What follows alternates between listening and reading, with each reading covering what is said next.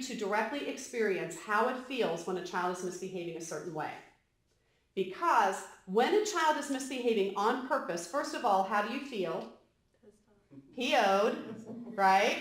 Peeved off. We'll keep it G-rated. Okay, yes. You're definitely going to feel angry. But anger is a blank emotion. Secondary emotion.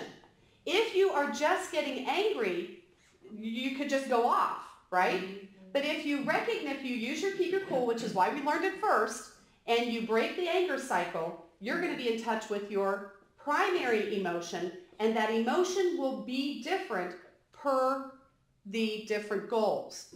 So that means if it's attention, you're going to have a gut feeling emotionally one way. If it's attention, you're going to feel a different way. All of them make you feel what? Angry, PO'd. But if you don't go to the point of anger, you're actually going to be able to feel the difference between the feelings. So what I want you to experience is a little demonstration of a kid acting up, because when we see it, we can really kind of get in touch with our feelings. It's different than me saying, how do you feel when, and you'd like say, oh, I feel this, and you're saying it all calmly, right? I want you to see it, because when you see it and you hear it, you feel it. And I want you to have the physical experience of feeling how those different misbehaviors feel to you. So that when you're in the situation and you see it in real life and you have that feeling, you're going to go, oh, I know what that feeling is. That's the one that goes with this goal. In the moment, you've got to be able to recognize what's happening fairly quickly. Not only because you could get angry, but because if you don't, and you don't respond to it, then they could get away with doing it, or you could react, or whatever. So I want you to be able to recognize that. So it's important that you actually see misbehavior tonight. So what we'll do is we're going to act out one time around. Each of you will get to be a misbehaving kid. I'll let you guys volunteer for which one. And we're going to go right down in order. So if you don't raise your hand first, you may get stuck at the end with whichever one you get. And all I want you to do is just come up, and we can give you like just a classic behavior. All you have to do is just act like a kid. Like there's no scripts, there's no, whatever. You just be a typical kid and act the way a typical kid would act. Okay, you get to pick your age or whatever. Okay, and then what we'll do is you get to act that way. You get to misbehave on purpose with permission. Then we're going to go through and we're going to process, how did you feel? When that happens, what do you feel like doing? What do you want to avoid? And what do you want to do instead? And then we'll replay that again, and we'll give one possible sample of how that might sound, how a response like that might sound. Okay? So whenever you're up here, like while we're doing this whole thing, you can just like sit here and then come back up, and then you can go sit back down. Okay? So my players, are my fun players willing to do that? Play with me? Okay, all right. Let's start with attention. Right? So who wants to be my attention-seeking child? I can do it. Okay, come on up, Rose. Are you going to give me a scenario? Yes, I'm going to give everybody a scenario. Either that or the group gets to give it to us. So. All right, so what do you think is the most typical attention-seeking misbehavior? Whining. Throwing tantrums in my house. Okay, mom, and then sometimes it goes into the whining. So what happens when you pull out your phone? What happens? As soon as you get on the phone, what happens? They're like on my legs. The radar signal seems to go out. They come in from playing outside as though they know that now you're on the phone. And what do? Like, hi, Susan. I gotta get down because I have like 18-month-olds. Rose, I'm on the phone. Oh, I know. She can just you won't believe what she just did.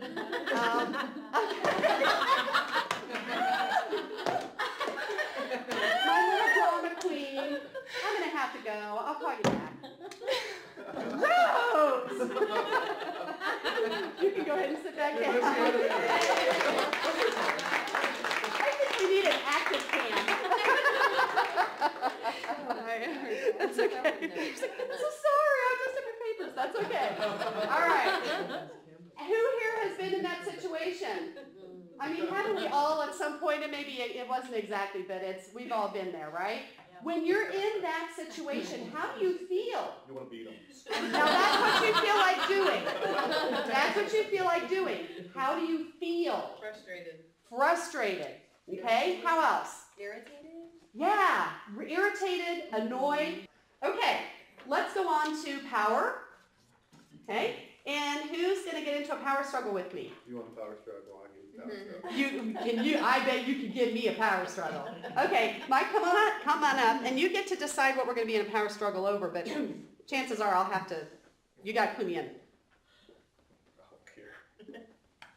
I'm bigger than you anyway, but it doesn't matter. Which we'll get to next week, too. So actually, I may call you up next week. Oh, good. And we're going to deal with that. You can't make me thing. Right. So. Well, I want the car keys. Oh, we do have a team. Okay. So, well, you Well, can't. give them. I work around the house, and I do lots. I feed the dog, And I clean. I do. I pay for the No, car. no. I pay for the insurance. Please. It's my I work. car. Well, I washed your car. nice to meet you. No, I washed your car last week. no. It's my car. Mom, come on. No. Don't even love me. I Bobby's love you friend, enough. I don't want you out Bobby's on the friend street. bought him a car. And if Bobby jumped off the bridge, would you follow him? If it was deep enough. Now, in power struggles, where do we keep going?